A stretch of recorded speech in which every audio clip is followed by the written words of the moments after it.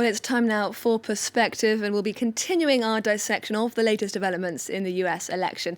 My guest today is Anne Deysine, a specialist in US law and politics. Thank you very much indeed for being with us today on France 24. Now, Trump is insisting, he's insisted on numerous occasions that he'll take this case to the Supreme Court. But what exactly is going to be the legal basis for his claim? Well, first of all, you can never start a proceeding in the Supreme Court. And since election law is state law, it has to start in state courts. First level appeals and Supreme Court of the state, let's assume Pennsylvania. And it is only after a decision has been rendered by the state Supreme Court that one of the parties can decide to transfer to federal courts and in the end, the Supreme Court. And the second thing is that the court is never obliged to take a case, because the writ of certiorari means that people ask for review, and the court needs 4 votes of the justices to decide to take the case. So it takes a little while. In 2000, for instance, it took a month for one of the litigation to go through the various levels before it was transferred to the Supreme Court. And in your opinion, how likely is it then that these challenges will make it all the way up to the Supreme Court in Washington?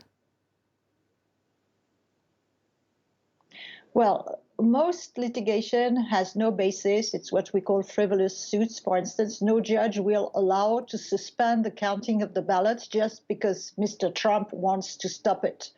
And when he wants to have access to the software in one state, this is frivolous, and on 2 occasions the court has said no way.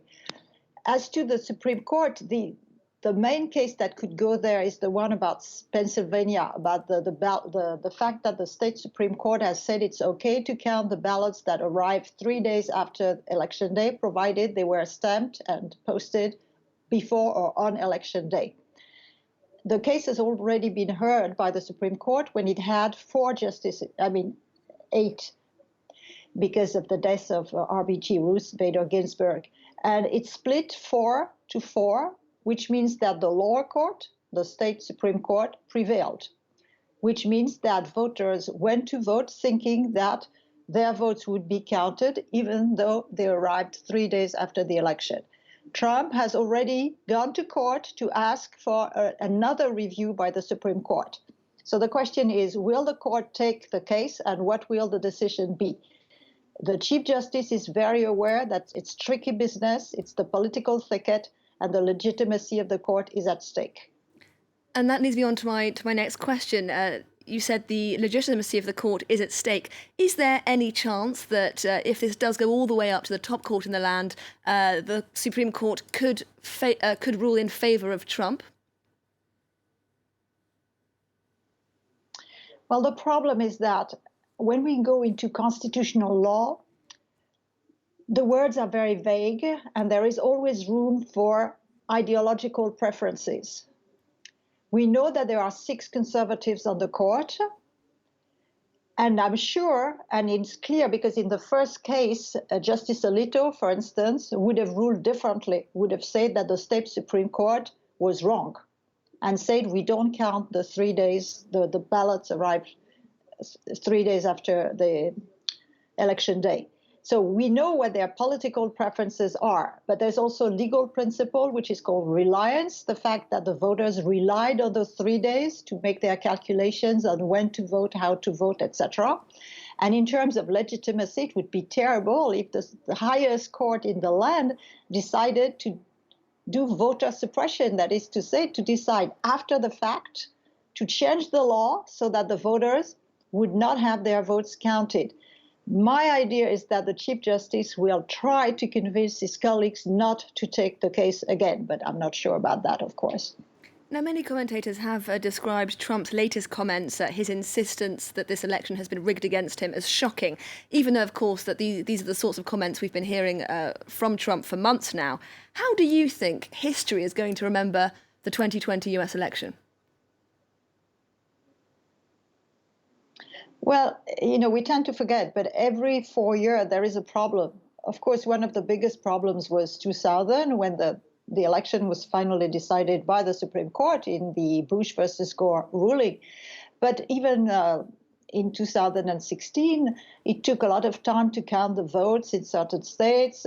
There were recounts in several states, but it was not so important because Donald Trump, who lost the popular vote, had a big advantage in terms of the electoral college. The situation this year is that the country is so divided, so polarized, that there are several swing states in which the difference between the two candidates is not even 1%.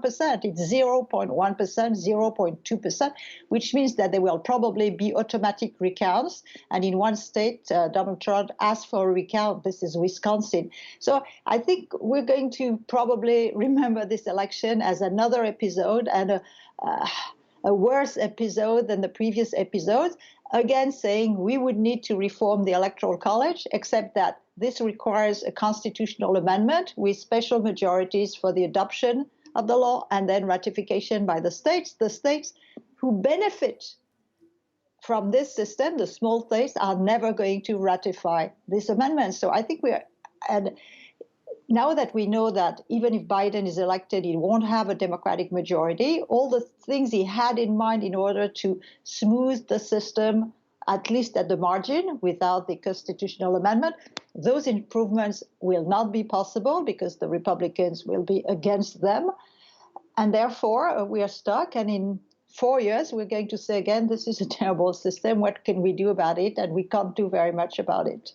And of course, the race this year was much tighter, just as it was last time round, than the polls predicted. Were you surprised at just how tight this race has proved to be? Let's say that although the polls said that Biden had a 10% lead, etc., I never believed it. First, because we were all wrong in 2016, and then because the country is so polarized that I was very surprised by the polls. What the question we can ask is why, the polling profession should think about doing something. They were terribly wrong, and I think it has an impact on the way people voted. I think it galvanized the Trump people who were so afraid that there would be a Democratic majority in both houses of Congress, plus the presidency. And this explains, which to me was a big surprise, that Trump was able to mobilize 5 million more voters this year than in 2016. Anne Deysine, I'm so sorry, we're going to have to leave it there. Anne Deysine, specialist in US law and politics. Thank you very much.